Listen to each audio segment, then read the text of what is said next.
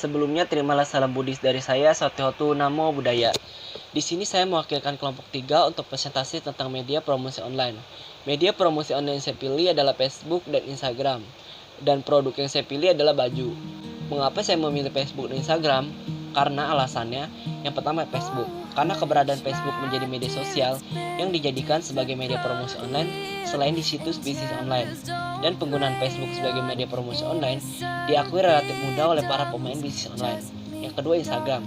Karena saat ini mungkin Instagram menjadi jejaring sosial yang ramai digunakan. Dan para penjual online memanfaatkan Instagram untuk memasarkan produk dagangannya. Dan saya sekarang akan membahas tentang kelebihan dan kekurangan Facebook dan Instagram. Yang pertama itu Facebook. Kelebihannya itu yang pertama, kita dapat membuat sendiri target pemasaran. Maksudnya, kita bisa menyesuaikan iklan di setiap segmen dengan memilih strategi gambar yang berbeda dan kategori untuk pengguna tua atau muda. Contohnya kayak untuk laki-laki atau perempuan. Yang kedua, pemasaran yang terfokus dan terarah.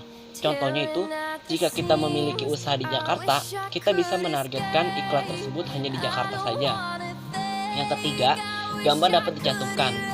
Maksudnya, kita bisa mencantumkan gambar yang kreatif untuk mendukung produk iklan kita. Yang keempat, dapat melihat jangkauan potensial.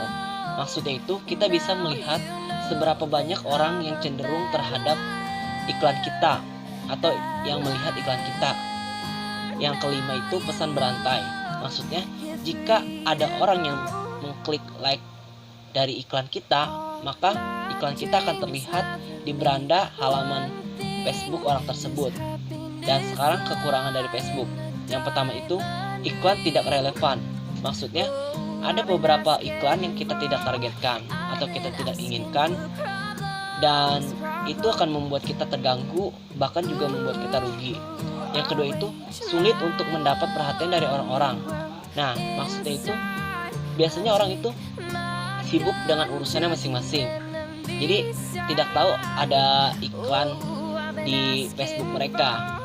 Yang ketiga itu, klik dan tingkat konversi yang rendah. Nah, jika klik dan tingkat konversi yang rendah akan membuat kecewa pengiklan. Dan yang keempat itu, banyak gangguan. Nah, gangguan yang dimaksud itu adalah masalah yang timbul dari ketidakteraturan iklan. Nah, sekarang saya akan membahas tentang kelebihan dan kekurangan Instagram. Yang pertama itu kelebihannya gratis atau tidak berbayar. Maksudnya kita dapat menggunakan Instagram itu dengan secara gratis tanpa harus mengeluarkan uang. Yang kedua, Instagram tidak memiliki banyak pengguna. Jadi dengan banyaknya pengguna Instagram memungkinkan promosi iklan kita itu banyak dilihat.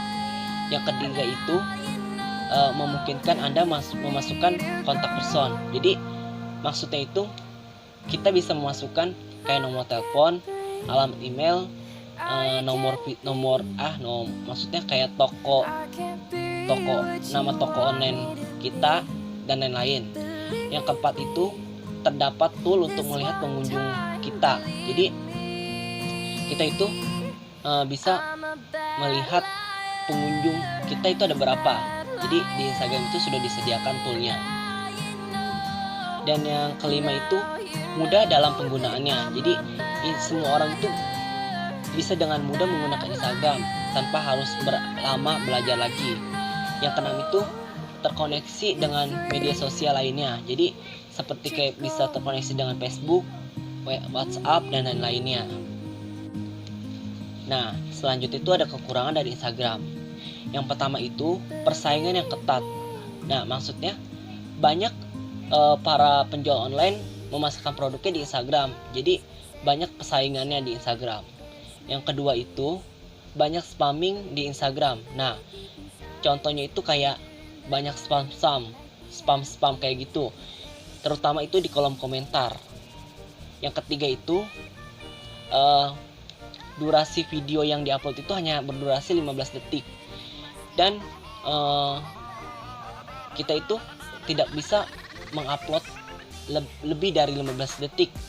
Jadi sulit untuk mempromosikannya juga jika tidak kreatif iklannya.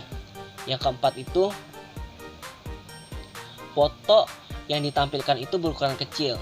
jadi sulit untuk kita lihat. Jadi untuk mengakalinya kita harus membuat foto itu berkualitas yang bagus, dan kita juga harus menambahkan caption supaya detail agar orang tersebut dapat jelas melihat produk yang kita unggah di Instagram. Yang kelima itu harus selalu update atau posting konten agar terus terlihat timeline. Jadi kita harus selalu update posting promosi iklan kita agar terus terlihat timelinenya. Sekian dari kelompok kami. Bila ada salah-salah kata, mohon maaf. Sekian dari saya, Sotihatu, Namo Buddhaya. Max.